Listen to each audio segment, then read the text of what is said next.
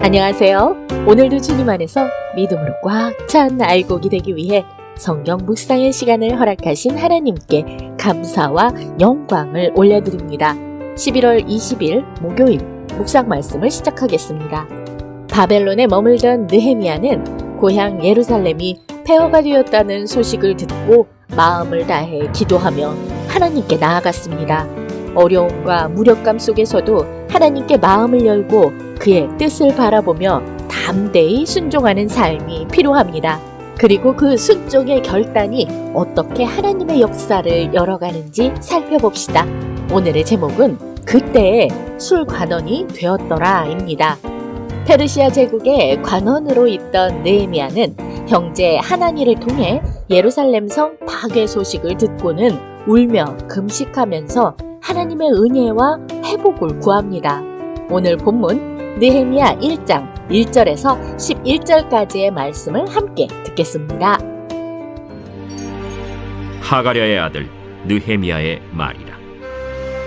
아닥사스다 왕 제20년 기슬르월에 내가 수산궁에 있는데 내 형제들 가운데 하나인 하나니가 두어 사람과 함께 유다에서 내게 이르렀기로 내가 그 사로잡힘을 면하고 남아있는 유다와 예루살렘 사람들의 형편을 물은즉 그들이 내게 이르되 사로잡힘을 면하고 남아있는 자들이 그 지방 거기에서 큰 환난을 당하고 능욕을 받으며 예루살렘 성은 허물어지고 성문들은 불탔다 하는지라.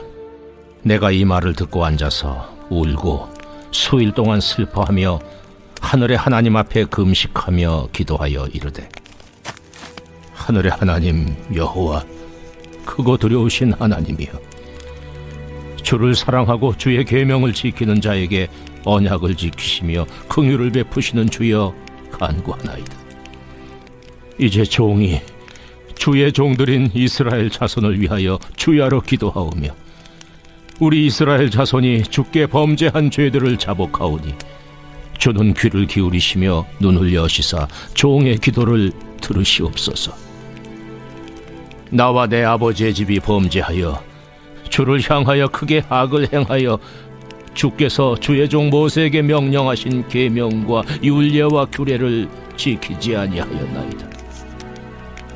옛적에 주께서 주의 종 모세에게 명령하여 이르시되 만일 너희가 범죄하면 내가 너희를 여러 나라 가운데에 흩을 것이요 만일 내게로 돌아와 내 계명을 지켜 행하면 너희 쫓긴 자가 하늘 끝에 있을지라도 내가 거기서부터 그들을 모아 내 이름을 두려고 택한 곳에 돌아오게 하리라 하신 말씀을 이제 청하건대 기억하옵소서. 이들은 주께서 일찍이 큰 권능과 강한 손으로 구속하신 주의 종들이요 주의 백성이니이다.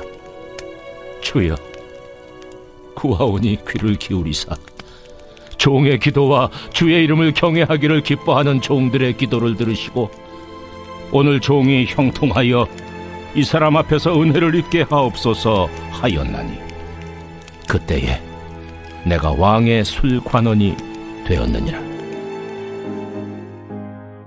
오늘 우리에게 주시는 교훈은 무엇일까요? 느헤미야서는 포로귀환 시대 3차 귀환 지도자인 느헤미야가 예루살렘 성벽을 재건하고 영적으로 무너진 공동체를 다시 세우는 과정을 기록한 책입니다. 느헤미야는 페르시아 왕 아닥사스다의 술 맡은 관원으로 높은 관직에 있었지만 예루살렘의 형편을 듣고 눈물로 기도하다가 왕에게 허락을 받아 귀환합니다. 폐허 위에서도 하나님은 새 일을 시작하십니다. 절망의 자리에서도 무너진 마음 한가운데서도 하나님은 다시 세우십니다. 느헤미야는 그 일에 쓰임받는 하나님의 일꾼이었고 오늘 우리 또한 그 부르심 앞에 서 있습니다. 무너진 것을 다시 세우시는 하나님을 바라보며 기도하고 순종하며 말씀으로 다시 일어서는 믿음의 길을 걸어갑시다. 1절에서 4절 말씀을 보시면 느헤미야는 예루살렘의 폐허 소식을 듣고 깊이 마음 아파하며 금식하고 기도합니다. 멀리 떨어진 자리에서 높은 지위에 있으면서도 그는 편안함을 추구하지 않았습니다. 대신 자신의 민족과 도시의 무너진 현실 앞에 눈물을 흘리고 회개하며 하나님께 나아갑니다. 우리의 기도도 때로는 형식이 아니라 마음 깊은 슬픔과 진심에서 시작되어야 합니다. 하나님은 멀리 있는 백성의 슬픔과 회개를 외면하지 않으십니다. 느헤미야의 금식과 기도는 언약 공동체를 향한 진실한 마음의 표현입니다. 하나님의 마음과 함께 아파할 수 있는 마음을 길러 작은 부르심에도 민감하게 반응하는 일꾼들이 됩시다. 5절에서 8절 말씀을 보시면 느헤미야는 자신의 민족과 죄를 고백하면서 단순히 문제 해결이 아닌 하나님의 이름과 언약을 붙잡는 기도를 드립니다.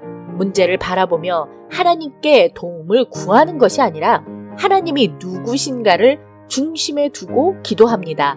우리의 기도도 나의 필요와 상황 중심이 아니라 하나님 중심으로 옮겨갈 때 응답의 길이 열립니다.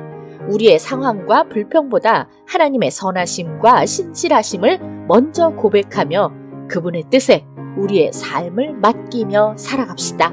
9절에서 11절 말씀을 보시면 느헤미야는 단순히 슬퍼하고 기도하는 데 그치지 않고 담대하게 하나님께 요청합니다. 기도와 간구는 바로 행동으로 연결되어야 합니다. 하나님의 뜻에 순종하며 적극적으로 움직일 준비가 되어 있을 때 하나님은 놀라운 계획을 이루십니다. 느헤미야는 왕의 술 맡은 관원이었습니다. 높은 자리를 하나님의 일에 사용하며 하나님의 계획과 인간의 책임이 함께 이루어지는 모습을 보여줍니다. 하나님은 지도자의 직분과 은혜를 통해 그의 뜻을 역사 속에서 실현하십니다. 하나님의 뜻이 우리의 삶을 통해 이루어지도록 주님의 도구가 되기를 결단하며 나아갑시다. 기도하겠습니다. 하나님, 오늘 우리에게 주신 말씀대로 이웃의 아픔을 돌아보게 하시고 다른 이의 허물보다 저의 허물을 먼저 살피게 하여 주시옵소서. 예수 그리스도의 이름으로 기도드립니다. 아멘. 느헤미야 1장은 우리에게 기도와 순종의 출발점을 보여줍니다.